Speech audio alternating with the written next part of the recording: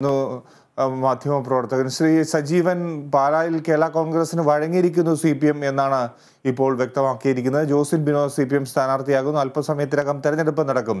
ബിനു പുളിക്കക്കണ്ടത്തെ ഒഴിവാക്കിയാണ് ഒരു തീരുമാനം വന്നിരിക്കുന്നത് എന്ന് പറയുന്നു. ജോസ് കെ മാണി വിഭാഗം ഇവിടെ മേൽക്കൈ നേടുകയാണോ? ജോസ് കെ മാണി വിഭാഗം മേൽക്കൈ നേടുക എന്നതിന് ജോസ് കെ മാണി വിഭാഗത്തെ LDFിലേക്ക് CPM കൊണ്ടുവരുന്ന സമയത്ത് ഉണ്ടായിരുന്ന പ്രതിഷേധങ്ങളും പ്രശ്നങ്ങളും നമുക്കറിയാം. അത് മുന്നണിയിൽ തന്നെ CPI പോലുള്ള രാഷ്ട്രീയ പാർട്ടികൾക്ക് എതിർപ്പുണ്ടായിരുന്നു. CPMൽ തന്നെ അവിടെ എതിർപ്പുണ്ടായിരുന്നു. ജോസ് കെ മാണിയുടെ പരാജയത്തിന് പോലും കാരണമായി തീർന്നത് ഇത്തരത്തിലുള്ള ചില എതിർപ്പുകളും മറ്റു പ്രശ്നങ്ങളുമായിരുന്നു ഉള്ളത് അക്കാലത്തെ വാർത്തയായിരുന്നു.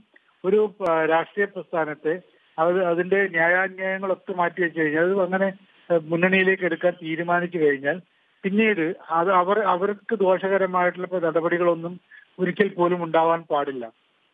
അത് ഏത് പ്രസ്ഥാനമാണെങ്കിലും അങ്ങനെയാണ്. അതെല്ലാം ഈ പിറകിൽ നിന്ന് കുത്തുക എന്ന് പറയുന്ന പരിപാടിയിൽ ഉണ്ടാവാൻ പാടില്ല. CPMന്റെ സംസ്ഥാന നേതൃത്വവും സംസ്ഥാന നേതൃത്വം തീരുമാനിക്കുകയും ദേശീയ നേതൃത്വം അംഗീകരിക്കുകയും ചെയ്തൊരു കാര്യമാണ് ജോസ് കെ മാണിയെ LDFിലേക്ക് കൊണ്ടുവരിക എന്ന് പറയുന്നത്. അങ്ങനെ കൊണ്ടുവരുന്നതിന്റെ നേട്ടം LDFിന് ഉണ്ടായിട്ടുള്ള കാര്യം സംശയമില്ല.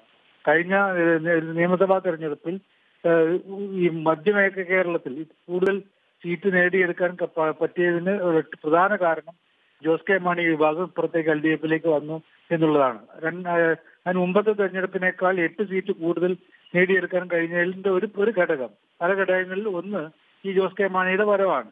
അപ്പൊ അങ്ങനെ ഉണ്ടാകുമ്പോൾ ജോസ് കെ മാണിയുടെ പരാജയം നമ്മൾ നോക്കേണ്ടത് ഇങ്ങനെ വന്നു കഴിഞ്ഞിട്ട് ആ പാർട്ടിക്കുണ്ടായ ഏറ്റവും വലിയ തിരിച്ചടി എന്ന് പറയുന്നത് ജോസ് കെ മാണി പരാജയപ്പെട്ടു. അതും KM മാണിയുടെ എത്രയോ കാലമായിട്ടുള്ള തട്ടകത്തിൽ.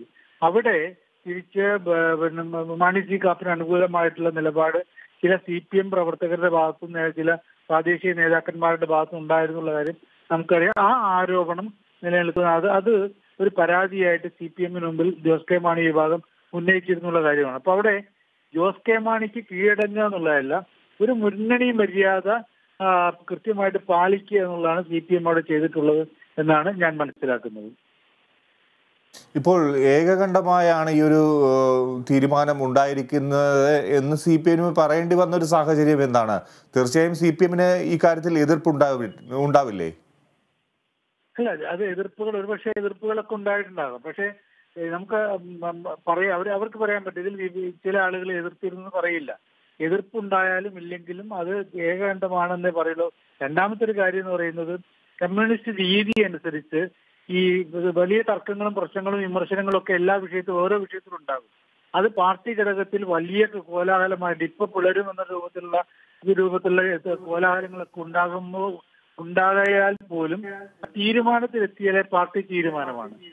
അതാണ് ഇവിടെ എന്താണ് ഈ CPM പറഞ്ഞത്. ഏകകണ്ഠം എന്ന് പറയുന്നത് പാർട്ടി തീരുമാനമായിട്ട് ഭൂരിപക്ഷത്തിന് കീഴടങ്ങുക എന്ന് പറയുന്നത്. ഭൂരിപക്ഷ